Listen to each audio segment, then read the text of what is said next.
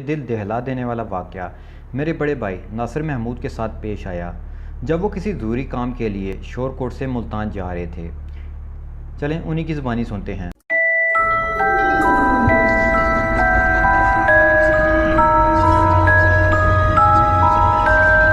یہ واقعہ 1 جنوری 2004 کا ہے۔ میں اپنے ایک دوست عامر قذافی کے ساتھ ضروری کام سے ملتان جا رہا تھا۔ ہم نے ساندل ایکسپریس پر جانا تھا جس کا ٹائم تو رات 8 بجے کا تھا، لیکن وہ 1.5 گھنٹہ لیٹ تھی۔ سردی بہت زیادہ تھی اور ساتھ ساتھ تھوڑی دھند بھی شروع ہو رہی تھی۔ اللہ کر کے 9:30 بجے قریب ٹرین آئی۔ ہم اس پر سوار ہوئے۔ کچھ دیر بعد ٹرین اپنی منزل کی طرف روانہ ہوئی۔ تقریباً 1 گھنٹے کے بعد ٹرین خانیوال اسٹیشن پر پہنچ گئی۔ مسافر اترنے اور چڑھنے لگی۔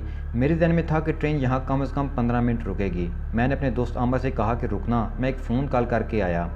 جب میں نیچے اترا تو دیکھا کہ پی سی او بہت پیچھے ہے۔ میں پی سی او پر پہنچا ہی تھا کہ ادھر سے گاڑی کے ڈرائیور نے ہارن بجانا شروع کر دیا۔ میں فون پر نمبر ملانے لگ گیا کہ کیا دیکھا گاڑی آہستہ آہستہ چل پڑی۔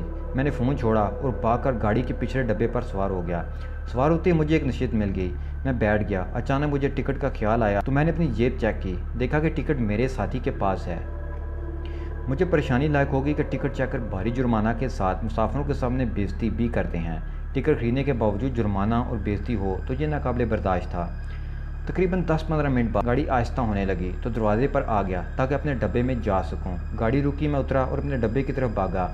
باہر بہت سردی تھی۔ ابھی میں نے ایک ڈبہ ہی کراس کیا ہوگا کہ گاڑی نے ہارن بجایا اور آہستہ سے چل دی۔ سارے دروازے مسافروں نے سخت سردی کی وجہ سے اندر سے بند کیے ہوئے تھے۔ گاڑی کچھ تیز ہونے لگی تو میں اس نظریے سے کہ دروازے پر دستک دے کر دروازہ کھلوا لوں گا، دروازے پر چڑھ گیا۔ گاڑی تیز ہو رہی تھی۔ میں نے بائیں ہاتھ سے بند دروازے پر دستک دی تو دروازے قریب سیٹ پر سویا ایک شخص جاگ گیا۔ اس نے مجھے باہر بند دروازے پر لٹکا دیکھا تو حیران رہ گیا، کیونکہ ایک تو سردی اور دھند بہت زیادہ تھی اور گاڑی اب پوری رفتار سے چل رہی تھی۔ وہ آدمی فوراً اٹھا اور دروازہ کھولنے لگا، لیکن ناکام کوشش سے اس نے کہا بیٹا یہ دروازہ نہیں کھل رہا۔ میں پریشان ہو گیا۔ میں نے اسے کہا چاچا جی کچھ آگے جا کر میرا ساتھی عامر قذافی نام کا لڑکا ہے، اسے تو بلوا دیں۔ وہ آدمی میرے دوست کو بلوانے چلا گیا۔ میں نے سخت سردی میں باہر دیکھا تو اتنی زیادہ اسپیڈ سے چلتی گاڑی دیکھ کر مجھے خوف محسوس ہونے لگا۔ میں نے دونوں ہاتھوں سے سائیڈوں سے لگے ہینڈلوں کو مضبوطی سے پکڑا ہوا تھا۔ کچھ لمحوں بعد میرا ساتھی آ گیا۔ دونوں مل کر دروازہ کھولنے لگے، لیکن ناکام۔ ان کا شور سن کر باقی مسافر بھی جاگ گئے، کیونکہ تقریباً رات 11 بجے کا ٹائم تھا۔ سارے مسافر حیران تھے اور مل کر دروازہ کھولنے لگے۔ ایک مسافر نے بتایا کہ دروازہ نیچے سے ویلڈ کیا ہوا ہے، یہ نہیں کھل سکتا، تو کچھ مسافر گاڑی رکوانے کے لیے زنجیر کھینچنے لگے۔ سارے زنجیر فری تھے، گاڑی نہ رکی۔ میں باہر سردی میں بالکل بے بس کھڑا تھا اور اگلے اسٹیشن آنے کا انتظار کر رہا تھا۔ کچھ دیر بعد اگلے اسٹیشن کی بتیاں نظر آنی شروع ہوئیں تو میں غور کرنے لگا کہ واقعی اسٹیشن ہے یا کہ نہیں۔ جب مجھے یقین ہوا کہ بتیاں واقعی کسی اسٹیشن کی ہیں تو میری جان میں جان آئی۔ جب گاڑی نے اس اسٹیشن پر رکنا گوارا ہی نہ کیا، گاڑی اسی رفتار سے اسٹیشن سے گزر گئی۔ اب تو مجھے اپنی موت سامنے نظر آ رہی تھی، کیونکہ سردی کی وجہ سے میرے دونوں ہاتھ شل ہو چکے تھے۔ ہینڈل کو پکڑنا اب میرے بس سے باہر ہو رہا تھا۔ جسم پر ایک جیسی تھی، ٹانگیں بھی شل ہو رہی تھیں۔ سردی اتنی تھی کہ دوسرے مسافر سائیڈ والے دروازے کھول کر ایک لمحے کے لیے بھی باہر نہیں دیکھ پاتے تھے، لیکن مسافروں نے مجھے مسلسل حوصلہ دے رکھا کہ بیٹا ہمت نہ ہارنا۔ اللہ کر کے اگلے اسٹیشن کے آثار نظر آنے لگے، لیکن ٹرین وہاں بھی نہ رکی۔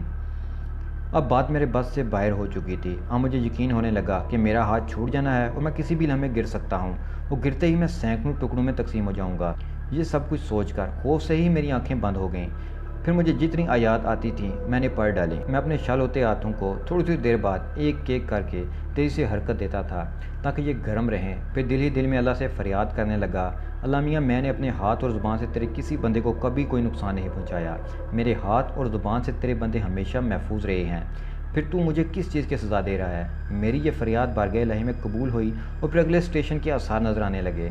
میں پھر دعا مانگنے لگا۔ اللہ کا کرنا ہوا اور گاڑی صرف چند لمحوں کے لیے رک گئی۔ میں اتر کر اگلے دروازے پر جو اب کھلا تھا چڑھ ہی رہا تھا کہ گاڑی پھر چل پڑی، لیکن اب میں گاڑی پر سوار ہو چکا تھا۔ سوار ہوتے ہی لوگوں نے مجھے سیٹ پر لٹا دیا اور مجھ پر کافی ساری چادریں ڈال دیں۔ میں لٹا ہوا کانپ رہا تھا اور اللہ کا شکر گزار بھی تھا کہ جس نے مجھے سخت سردی وہ اتنی خطرناک حالت میں بھی اپنی امان میں رکھا۔ مجھے یقین نہیں آ رہا تھا کہ اتنی شدید سردی میں 40 منٹ چلتی گاڑی پر گزارے، لیکن سچ ہے جسے اللہ رکھے۔